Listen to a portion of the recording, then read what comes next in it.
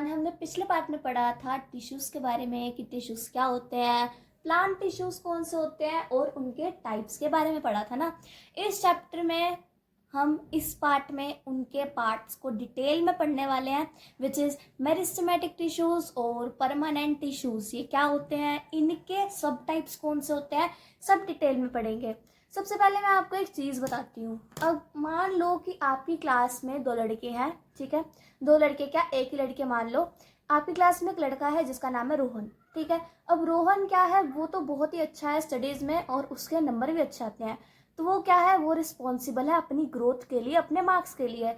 वही सोहन जो कि थोड़ा सा पढ़ाई में वीक है और थोड़ा बैक बेंचर टाइप का है, तो उसकी इमेज भी टीचर्स के सामने कुछ अच्छी नहीं है, तो वो क्या है, रिस्पॉन्सिबल है अपनी इमेज के लिए, ठीक है। वैसे ही हमारे मेरिस्टेमेटिक टिश्यूज़ होते हैं जो कि प्लांट टिश्यूज़ का एक पार्ट है।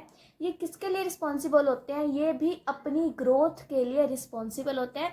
जैसे कि हम अपनी ग्रोथ के लिए रिस्पॉन्सिबल हैं, फाइनेंशियल ग्रोथ हो, हमारे माइंड डेवलपमेंट की ग्रोथ हो, हमारी ग्रोथ के लिए हम रिस्पॉन्सिबल होते हैं, ठीक है। अब वैसे ही ये क्या है, मेरिस्टेमेटिक टिश्यूज़ हैं, ये भी क्या होते हैं, प्लांट की ग्रोथ के लिए रिस्पॉन्सिबल होते हैं। अब इनके जो होते हैं वो 3 टाइप्स होते हैं, ठीक है। कितने टाइप्स के होते हैं ये, 3 टाइप्स के होते हैं, which is apical meristem, calorie meristem और लेटरल मेरिस्टेम। ये होते हैं टोटल 3 टाइप्स के, ठीक है। एपिकल मेरिस्टेम कौन से होते हैं, जो कि लेंथ की ग्रोथ पे फोकस करते हैं। अब अगर आपकी हाइट है 4 फीट, ठीक है, तो ये आपकी लेंथ है ना। वैसे ही ग्रोथ है नोड्स के बीच में। अब आप ग्रास देखोगे, ग्रास के बीच में क्या होती है, नोड्स होती हैं, ठीक है। बीच में क्या होती है, नोड्स होती हैं, उनकी ग्रोथ है ना। ग्रोथ इन थिकनेस की, कोई चीज़ कितनी थिक है, कोई प्लांट कितना, ठीक है। अब कुछ प्लांट्स को देख लो, वो बिल्कुल ही पतली डंडी जैसे होते हैं, बिल्कुल पतली सी स्टेम होती है उनकी। लेकिन कुछ ऐसे होते हैं जो बहुत ही ज़्यादा क्या होते हैं, थिक होते हैं, ठीक है। तो वो क्या होते हैं, लेटरल मेरिस्टेम। तो अगर जो हमारे प्लांट थोड़े से थिन है, मतलब जो ज़्यादा क्या नहीं कर सकते, जो ज़्यादा थिक नहीं है, तो हम क्या बोल सकते हैं, हम ये बोल सकते हैं उनके अंदर जो लेटरल मेरिस्टेम टिश्यूज़ हैं उनकी कमी है, ठीक है। तो आपको समझ में आया 3 टाइप्स के टिश्यूज़। तो 3 टाइप के टिश्यूज़ कौन कौन से होते हैं, apical meristem tissues, intercalary meristem tissues and lateral meristem tissues. Apical meristem tissues क्या करते हैं, लेंथ पे फोकस करते हैं कि लेंथ कितनी होगी किसी भी प्लांट की, और जो ग्रोथ होएगी नोड्स के बीच में, वो इंटर मतलब बीच में, ठीक है, नोड्स कितनी होगी उनकी ग्रोथ पे फोकस करते हैं। और जो लेटरल मेरिस्टेम होते हैं वो किस पे फोकस करते हैं, थिकनेस पे, कि थिकनेस कितनी है, कितना मोटा है कोई भी प्लांट, कितना थिक है, वो किस पे फोकस करते हैं, थिकनेस पे, ठीक है। अब जैसे कि tips of roots and shoots, अगर हमारी रूट्स क्या है, बड़ी हैं, क्या है वो, लेंथ ही तो बढ़ाएंगी, ग्रोथ ही तो बढ़ाएंगी। इनके कुछ फीचर्स होते हैं, जैसे कि इनमें सेल डिवाइड होता रहता है कॉन्टिन्यूसली, ठीक है। इन टिश्यूज़ में सेल कॉन्टिन्यूसली डिवाइड होता रहता है। इनमें कोई वैक्यूल नहीं होता और डेंस साइटोप्लाज्म, आपने साइटोप्लाज्म पढ़ रखा है ना, क्या होता है, cytoplasm jelly like fluid structure होता है, जो कि जिसके अंदर क्या होते हैं, सेल ऑर्गेनेलीज प्रेजेंट होती है। हमने सेल ऑर्गेनेलीज भी अच्छे से पढ़ रखी है, जिसने बच्चे ने नहीं पढ़ी है वो पढ़ के आओ, क्योंकि टिश्यूज चैप्टर पढ़ने के लिए आपको सेल चैप्टर आना बहुत ही ज़्यादा ज़रूरी है, क्योंकि सेल से ही क्या बनते हैं, टिश्यूज बनते हैं। आपको समझ में आया मेरिस्टेमेटिक टिश्यूज कौन से होते हैं, वो टिश्यूज जो किसी भी प्लांट की ग्रोथ पे फोकस करते हैं, उसके लिए रिस्पॉन्सिबल होते हैं। अगर उनकी लेंथ बड़ी है तो उनके अंदर एपिकल मेरिस्टेम टिश्यूज हैं। इंटरकैलरी मेरिस्टेम टिश्यूज किस पे फोकस करते हैं, ग्रोथ, किसके बीच में, नोड्स के बीच में।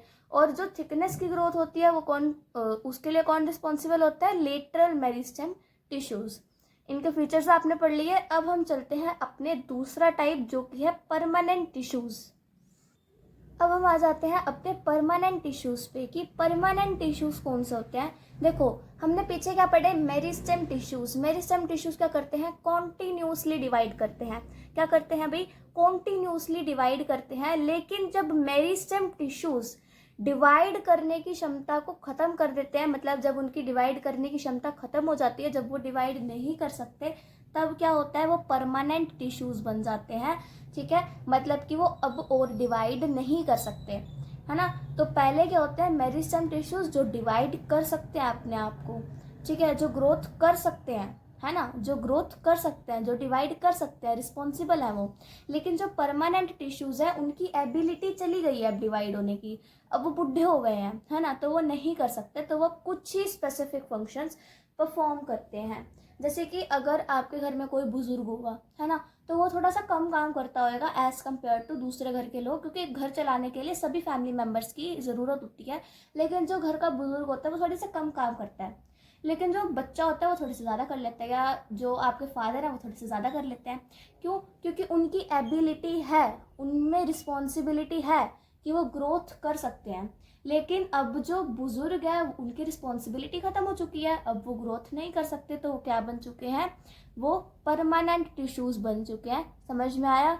अब हम इनके टाइप्स पढ़ लेते हैं कि परमानेंट टिश्यूज़ कितने टाइप्स के होते हैं। तो बेसिकली परमानेंट टिश्यूज़ होते हैं दो टाइप्स के, which is simple permanent tissues and complex permanent tissues. आपको नाम से ही समझ में आ रहा होगा।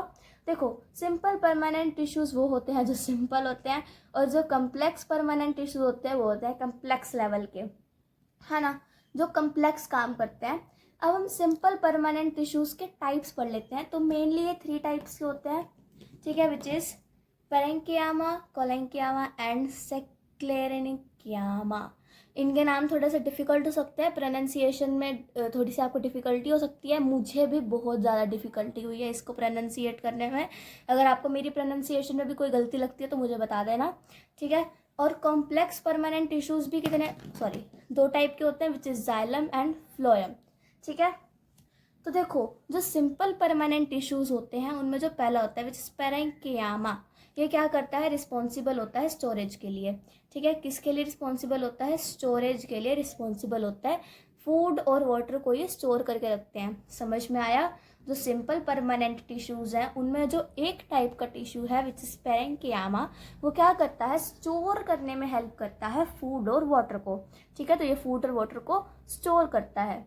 वैसे ही हमारा दूसरा है कोलेंकियामा, जो कि सपोर्ट करता है और फ्लेक्सिबिलिटी प्रोवाइड करता है, ठीक है। अब जो प्लांट है हमारा, वो मूव नहीं कर सकता ना, उसको सपोर्ट चाहिए, फ्लेक्सिबिलिटी चाहिए, तो वो कौन प्रोवाइड कर रहे हैं, कौन से टिश्यूज़ प्रोवाइड कर रहे हैं? कोलेंकियामा, ठीक है। वैसे ही थर्ड है स्क्लेरेंकियामा, जो कि क्या प्रोवाइड कर रहे हैं? स्ट्रेंथ प्रोवाइड करते हैं। किसको? प्लांट को। ये कौन से टाइप के टिश्यूज़ हैं?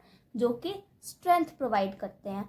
वैसे ही जो हमारे कॉम्प्लेक्स परमानेंट टिश्यूज़ हैं जैसे कि जाइलम और फ्लोएम, जाइलम क्या करता है? वाटर को ट्रांसपोर्ट करता है, ठीक है। वाटर को पूरे के पूरे प्लांट में क्या करता है? ट्रांसपोर्ट करता है। और फ्लोएम क्या करता है? ट्रांसपोर्ट करता है फूड को। अब आप मुझे फटाफट से ये बताओ कमेंट सेक्शन में कि जो फूड है वो कौन से पार्ट में बनता है प्लांट के, और उस पार्ट से ही फिर सारे पार्ट्स में जाता है हमारे प्लांट में। तो अब आपको मुझे क्या बताना है कि कौन से पार्ट में प्लांट का फूड बनता है, ठीक है। और जाइलम क्या करता है? वाटर को ट्रांसपोर्ट करता है पूरे के पूरे प्लांट में। समझ में आया? तो इनको हम पारा, काला और स्क्लेरा करके याद कर सकते हैं कि पारा क्या करता है? स्टोर करता है। काला क्या करता है? सपोर्ट प्रोवाइड करता है। और जो स्क्लेरा होता है वो स्ट्रेंथ प्रोवाइड करता है। पारा, काला, स्क्लेरा, ठीक है। ऐसे करके आप याद कर सकते हो, इट्स ईजियर वे। और इसमें हमने इनको डिटेल में पढ़ लिया इस वीडियो के अंदर। अगली वीडियोस में हम एनिमल टिश्यूज़ के बारे में डिटेल में पढ़ेंगे। शायद मैं कुछ डायग्राम्स भी ले आऊँ बना के। वैसे मेरी ड्राइंग इतनी अच्छी नहीं है, but I will try my best. और अगर आपको कोई भी डाउट हो इससे रिलेटेड, उस साइंटिफिक या पहले किसी चीज़ में डाउट हो, तो आप मुझे एक बार कमेंट कर देना। अगर मैं वहाँ पे सॉल्व कर सकी तो कर दूँगी, वरना मैं उसके लिए भी एक वीडियो बना दूँगी।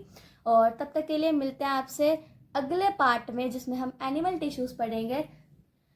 So subscribe for more.